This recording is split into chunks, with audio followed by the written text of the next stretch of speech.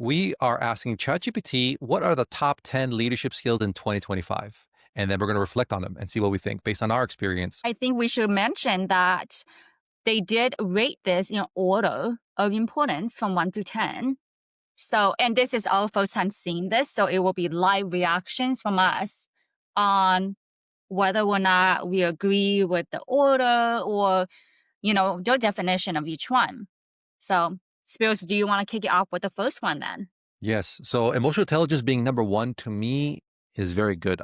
I feel like there's probably five, six of these that are just fundamental that they Oh, don't have yeah. an order. It's like Yeah. there's things that you have to have all at once, and then you can kind of create an order. But I digress. I think emotional intelligence being number one, I'm happy with it. You have to have your mind in a good place because you are going to be the emotional support for your team as a leader. Right. Yeah, I agree. I mean, their definition is that it is the foundation of modern leadership. It creates empathy, self awareness, and emotional regulation to drive trust, motivation, collaboration. I am a huge EQ person myself, so I 100% agree with this.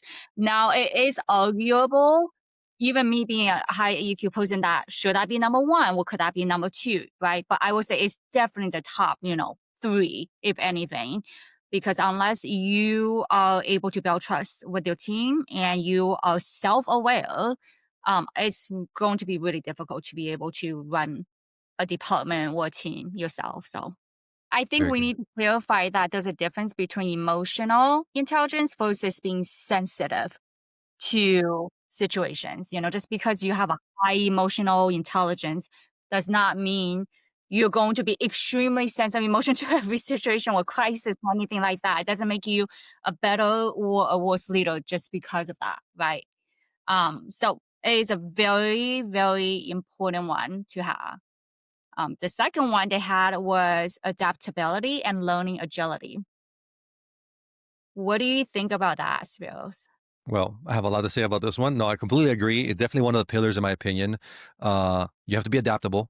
To be adaptable, you have to know a lot about leadership. And hopefully, you do that by learning first and then trial and error. Hopefully, you're not just jumping in trial and error without learning the fundamentals from hundreds and thousands of years of research that's been done on leadership. It's not like it's AI that just became something new. You have to learn about it. So, for me, this is huge. You have to be adaptable as a leader. Every situation is different, but a big part of this that really connects with me is learning.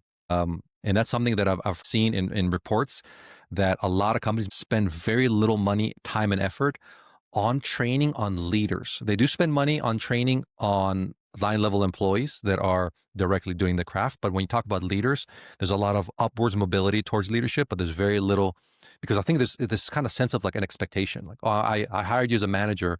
You should know everything about being a manager. And that's not true, right? I mean, I mean, for a very small percentage, maybe it is, but this is where these channels like ours and these conversations are really good because you get to learn. And so that when you get into these scenarios, you can do better. Yeah. Their definition of this adaptability and learning agility is in an era of constant change, which I think we can all relate to. Leaders who learn fast, pivot easily, and model resilience will thrive. I would say 100% agree. I think we talked about this in other videos that you being a leader kind of have to be a chameleon. You can't stick to one leadership style. You got to recognize situations. You got to be able to pivot, and that could be multiple times a day. So now, do I agree with the order of this being the second? I mean, I would say it's the same as the EQ. I feel like this is definitely the top three or top four for sure.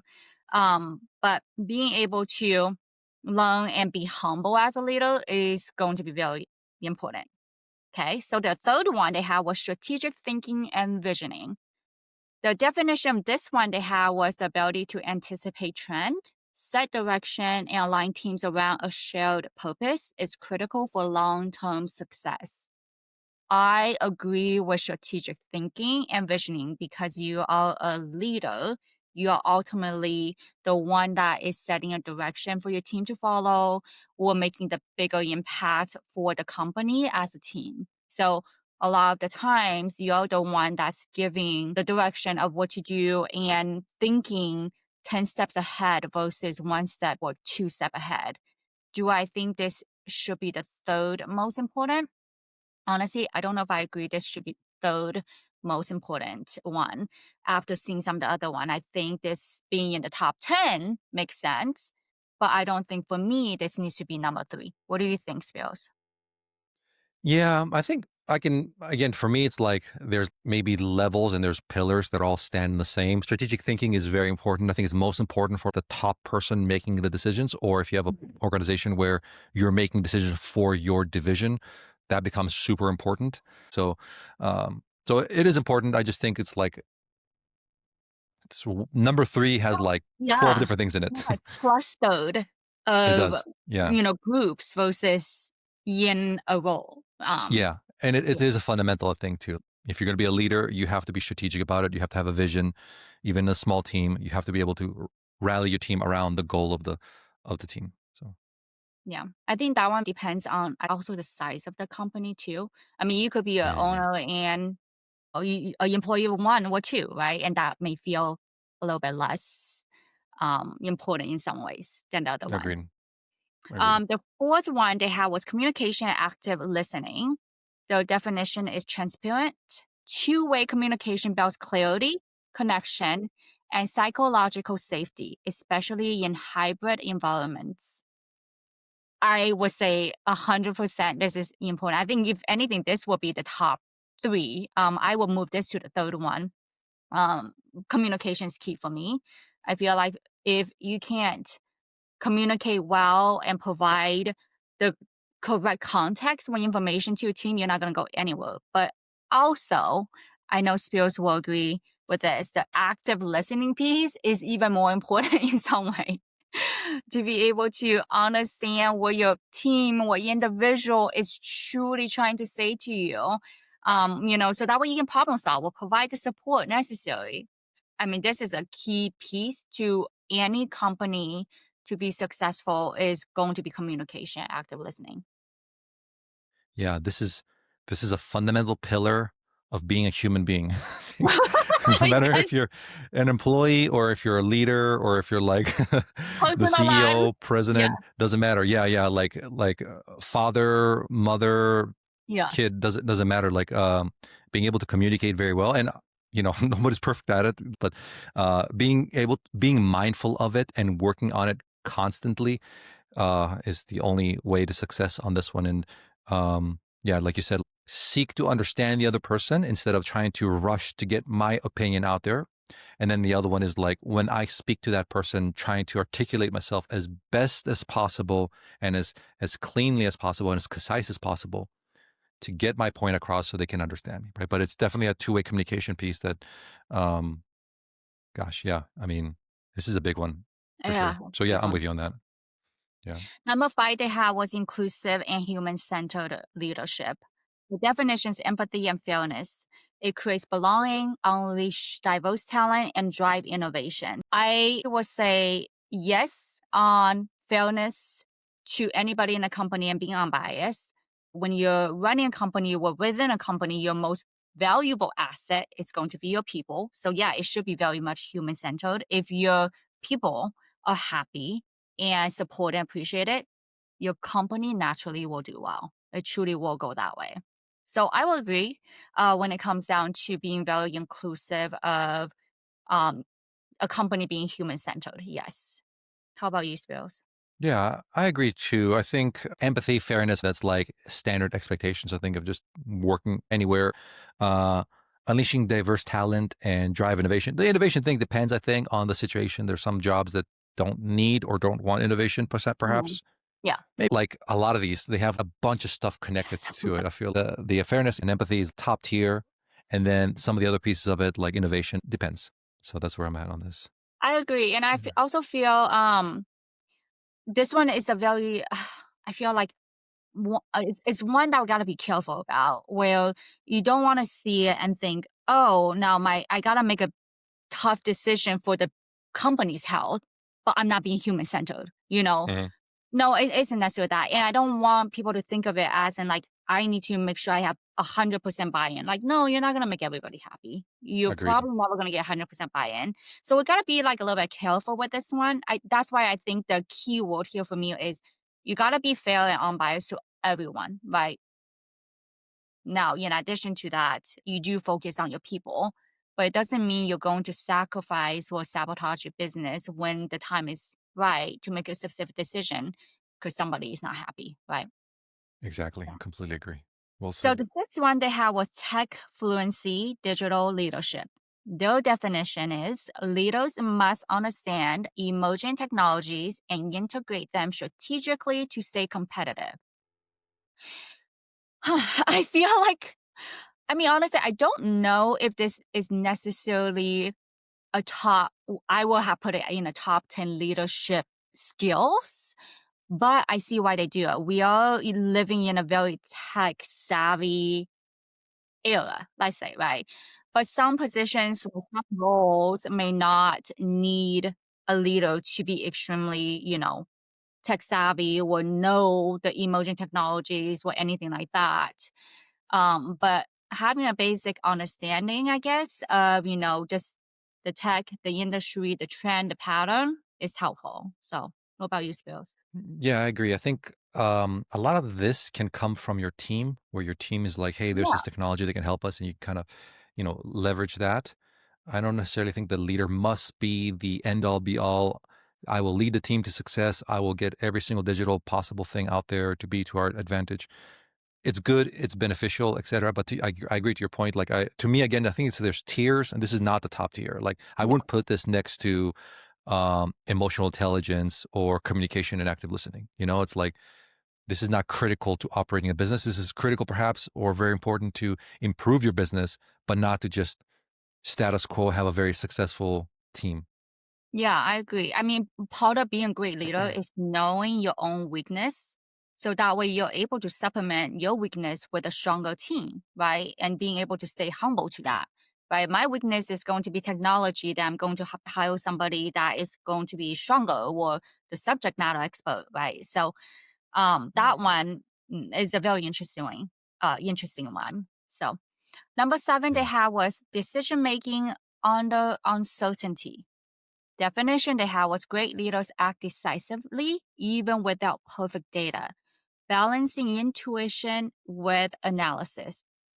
I'm gonna have you go first on this one, Spills, because I gotta think about this one a little bit. Yeah, no, no problem. Yeah. To me, this is very similar to number three. Like, I kind of thought of number three as number seven, where it's like number Mhm, three is strategic thinking and visioning, and number seven is decision making under uncertainty. And I feel like when mhm. you're doing strategic thinking and visioning, you're always doing it under uncertainty to some extent. So, to me, those are like one and the same.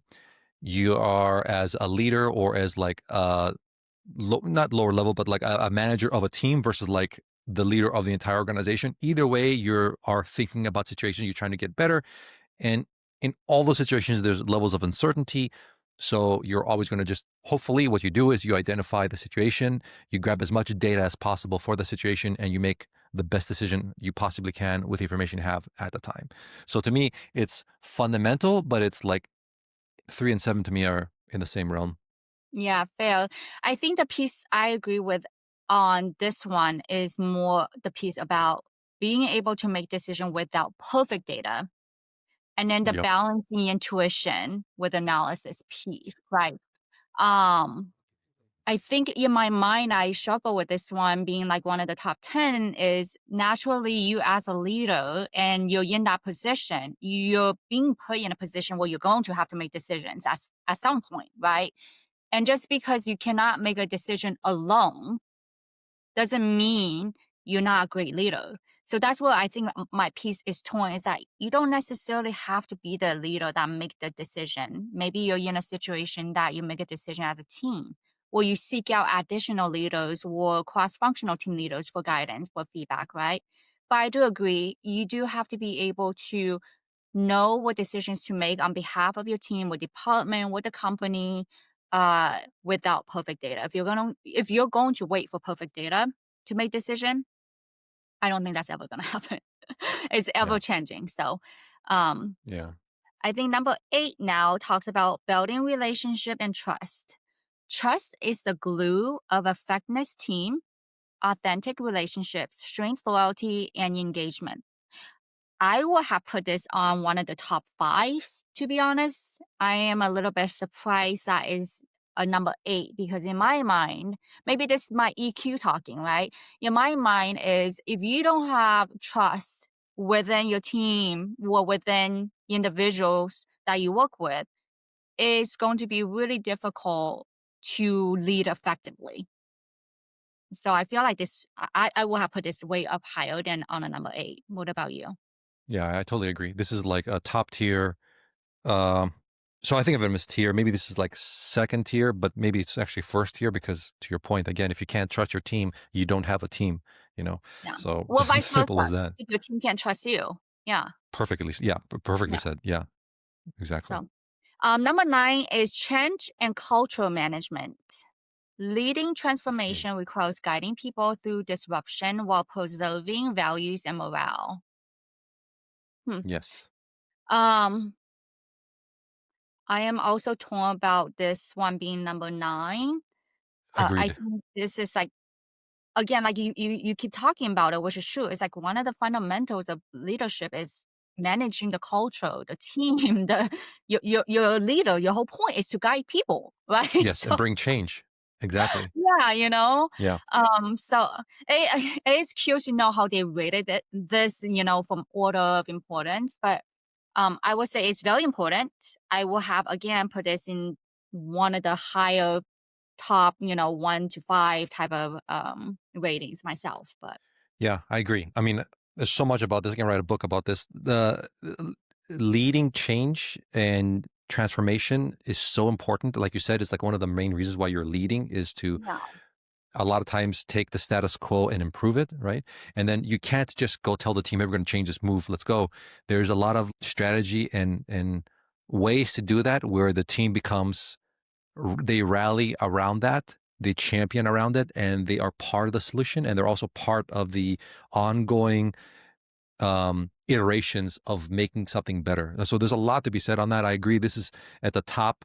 I kind of feel like there's a top tier of like, you know how to be a person and deal with people, and I think this is probably one of them or right under it, where it's like once you can operate a team and have status quo, then the next tier is like, this is how you improve the team. And I think this one is there will be change always, like you said, there will be things to deal with always. And you need to be able to have your team rally around you to get to that solution.